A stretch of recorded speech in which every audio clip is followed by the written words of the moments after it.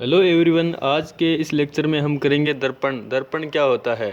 दर्पण कांच की पट्टिका का एक तरफ परावर्तित पदार्थ की पॉलिश कर दी जाती है तो उस कांच की पट्टिका को दर्पण कहा जाता है। जैसे जैसे ये एक कांच की पट्टिका ले ली हमने, तो इसके एक साइड में क्या कर देते हैं, पॉलिश कर देते हैं।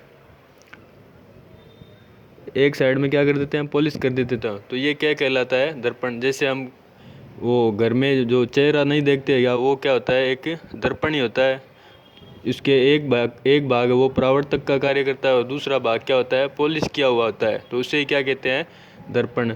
दर्पण के टू टाइप्स होते हैं। कौन से? एक तो होता है समतल दर्पण और दूसरा होता है गोलीय दर्पण। दर्पण कितने प्रकार के होते हैं? समतल दर्पण और गोलीय दर्पण। आज के लेक्चर में हम बात करेंगे समतल दर्पण के बारे में। समतल दर्पण, मान लिया हमने एक दर्पण ले लिया जो क्या है, समतल है। क्या है? समतल है। इस समतल दर्पण के पीछे हमारे क्या की हुई होगी, पॉलिश की हुई होगी। तो हमने इसके एक भाग में पॉलिश कर दी। अब हम इसमें प्रतिबिंब बनाना सीखेंगे कि प्रतिबिंब समतल दर्पण में कैसा दिखता है। जैसे हम जो घर वाला जो कांच होता है उसमें अपना चेहरा देखते हैं, तो चेहरा देखते हैं। चेहरा मान लो मैं यहाँ खड़ा हूँ, इस समतल दर्पण में यहाँ खड़ा हूँ मैं, तो मैंने मान लिया ये ए बी है। अब मुझे इसका प्रतिबिंब बनाना है। जो वस्तु होती है उसको क्या बोलते हैं, बिंब बोलते हैं, बिंब। और जो इसका फोटो बनेगी, इमेज बनेगी, उसको बोलते हैं प्रतिबिंब। अब ये मैंने एक समतल दर्पण ले लिया, इसके सामने एक वस्तु खड़ी कर दी, या तो वस्तु खड़ी है या मैं खुद खड़ा हूँ। अब यहाँ से किरणें निकलेगी, यानी प्रकाश की किरणें इस पर आपतित होगी। जो प्रकाश की किरण इस जो समतल दर्पण है इस पर लंबवत आपतित होती है, तो वो उसी माध्यम में वापस चली आती है, यानी वापस चली आती है, वो वापस उसी माध्यम में आ जाती है। इसी प्रकार एक किरण यहाँ से ऐसे निकली, ऐसे निकल के वो इस प्रकार परावर्तित हो गई, इस प्रकार परावर्तित हो गई। अब ये दोनों किरणें एक साथ मिल तो नहीं रही, ये इधर जा रही है, ये इधर जा रही है, तो इनको क्या करते हैं, पीछे की ओर मिलाते हैं, पीछे की ओर मिलाते हैं।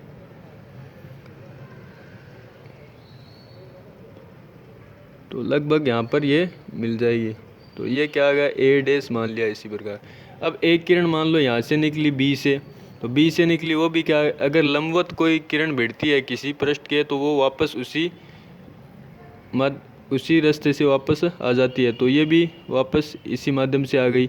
अब यहाँ से मान लो एक यहाँ भिड़ी एक किरण, इस पर आपतित हुई यहाँ पर, तो वो इस प्रकार क्या हो गई, परावर्तित हो गई। अब ये किरण और ये किरण दोनों क्या हो गई, एक दूसरे से मिलती नहीं है, तो इनको भी क्या करेंगे, पीछे मिलाएंगे। तो देखो पीछे मिलाते हैं इनको, और एक ये यहाँ आ गए, तो इसको क्या मान लेते हैं, बी डैश। तो ये हमारा क्या बन गया, प्रतिबिंब।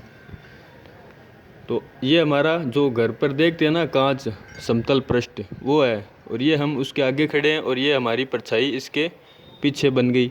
तो इससे हमें पता क्या चला कि जितना मैं यहाँ, ये जितना बड़ा उसके आगे खड़ा हूँ उतना ही बड़ा मैं इसके अंदर दिखूंगा। समतल पृष्ठ में जितनी बड़ा बिंब होगा उतना ही बड़ा प्रतिबिंब बनेगा। ये समतल पृष्ठ की बातें हैं, यानी जितना बड़ा बिंब होगा उतना ही बड़ा प्रतिबिंब बनेगा।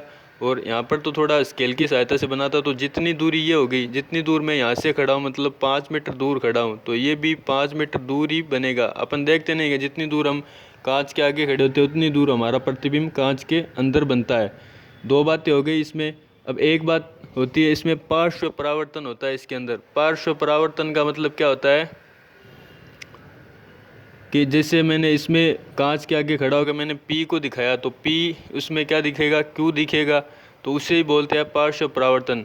और एक एग्जांपल ऐसे ले सकते हैं कि जैसे मैंने राइट हाथ में उसके अंदर पेन दिखाया, तो हमें उसके अंदर क्या दिखेगा, यानी बाहर में राइट हाथ में पेन लेके खड़ा हूँ तो उसके अंदर क्या दिखेगा, लेफ्ट हाथ में दिखेगा। उसे ही क्या कहते हैं, पार्श्व परावर्तन।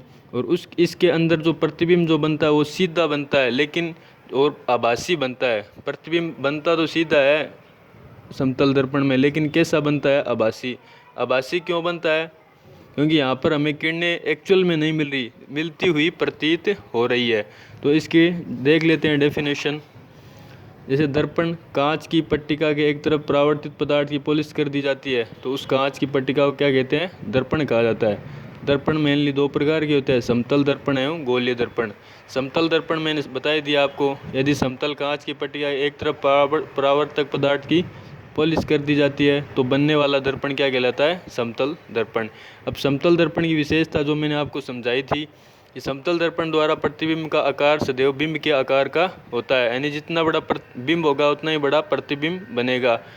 उसी प्रकार समतल दर्पण से बिंब जितनी दूरी पर रखा होगा, यानी जितनी दूरी पर हम उसके दर्पण के सामने खड़े हैं उतनी ही दूरी पर वो प्रतिबिंब हमारा उसके अंदर बनेगा। वो तीसरा क्या है? समतल दर्पण द्वारा बना प्रतिबिंब सदैव आभासी। आभासी होगा ये, यानी आभासी कौन सा होता है? जो रेखा जो है किरणें वो मिलती हुई प्रतीत होती है। और आभासी प्रतिबिंब बनेगा तो सीधी सी बात है कि प्रतिबिंब कैसा बनेगा? सीधा बनेगा। चौथा क्या है? समतल दर्पण द्वारा पार्श्व परावर्तन होता है, यानी हमें कोई चीज़ सीधे हाथ में दिखाएंगे तो वो हमें उल्टे हाथ में दिखाई देगी। पार्श्व परावर्तन किसे कहते हैं? समतल दर्पण में बिंब का बायां भाग प्रतिबिंब में दायां तथा बिंब का दायां भाग प्रतिबिंब में बायां दिखाई देता है, जिसे क्या कहते हैं? पार्श्व परावर्तन। ये इंपॉर्टेंट है, पार्श्व परावर्तन की परिभाषा। पार्श्व परावर्तन की परिभाषा क्या होती है? समतल दर्पण में बिंब का बायां भाग प्रतिबिंब में दायां तथा बिंब का दायां भाग प्रतिबिंब में बायां दिखाई देता है, जिसे पार्श्व परावर्तन कहते हैं। आज के लेक्चर में सिर्फ समतल दर्पण ही करेंगे, आगे आने वाले लेक्चर में हम करेंगे गोलीय दर्पण। गोलीय दर्पण दो टाइप के होते हैं, उत्तल दर्पण और अवतल दर्पण, जिसको अगले लेक्चर में करेंगे। आज के लिए धन्यवाद, इतना ही।